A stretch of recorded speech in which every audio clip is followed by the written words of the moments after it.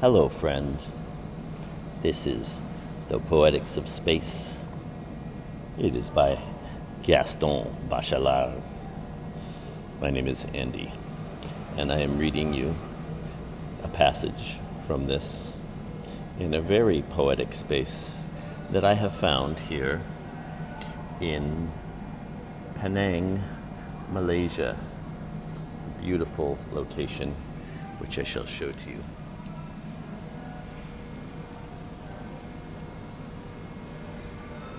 A large, empty room.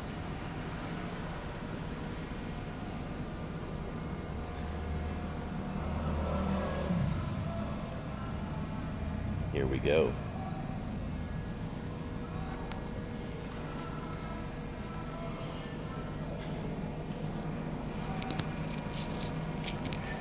Sometimes the house of the future is better built, lighter and larger than all the houses of the past, so that the image of the dream house is opposed to that of the childhood home. Late in life, with indomitable courage, we continue to say that we are going to do what we have not yet done. We are going to build a house. This dream house may be merely a dream of ownership, the embodiment of everything that is considered convenient, comfortable, healthy, sound, desirable by other people. It must therefore satisfy both pride and reason, two irreconcilable terms. If these dreams are realized, they no longer belong to the domain of this study, but in that of the psychology of projects. However, as I've said many times, for me, a project is short-range oneirism. Oneirism being dreamism. Oneirism, O-N-E-I-R-I-S-M. As I've said many times, for me, a project is short-range oneirism. And while it gives free play to the mind, the soul does not find in it its vital expression.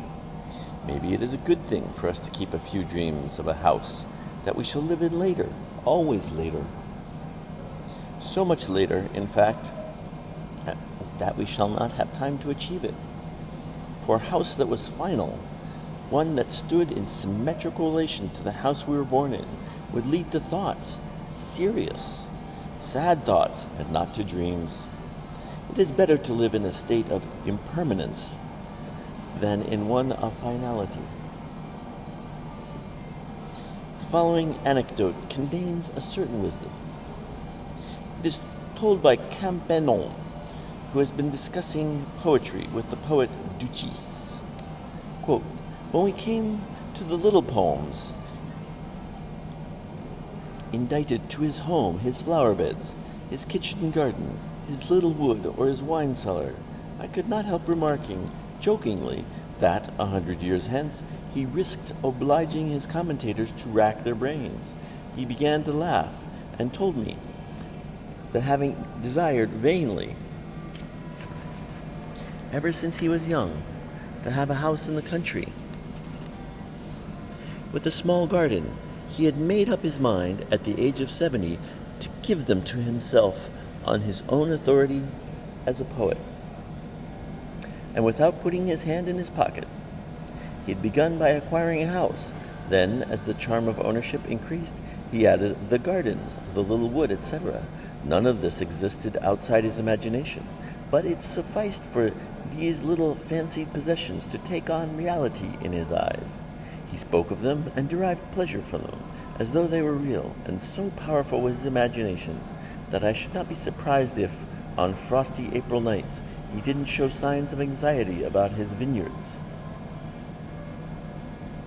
Housed everywhere, but nowhere shut in. This is the motto of the dreamer of dwellings. Housed everywhere, but nowhere shut in. This is the motto of the dreamer of dwellings. In the last house, as well as in the actual house, the daydream of inhabiting is thwarted. A daydream of elsewhere should be left open, therefore, at all times. a daydream of elsewhere should be left open, therefore, at all times. An excellent exercise for the function of inhabiting the dream house consists in taking train trips.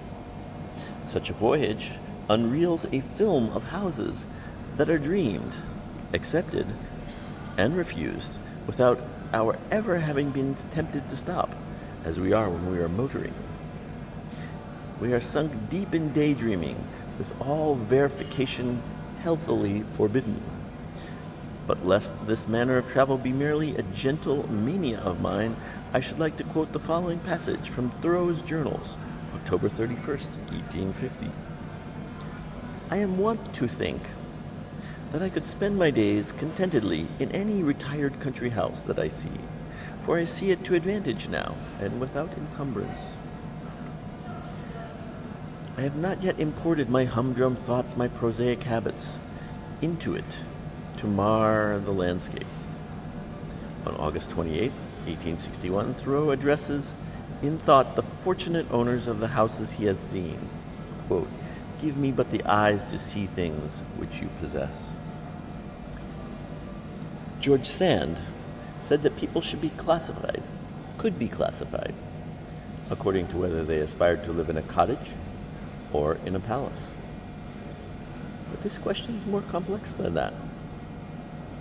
When we live in a manor house, we dream of a cottage. When we live in a cottage, we dream of a palace. Better still, we all have our cottage moments and our palace moments. We descend to living close to the ground on the floor of a cottage, then would like to dominate the entire horizon from a castle in Spain.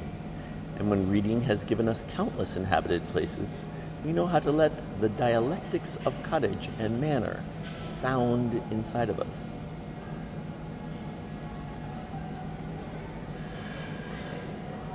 I think I will stop there and give you a little visual of this place. Thanks for listening. I hope you enjoyed.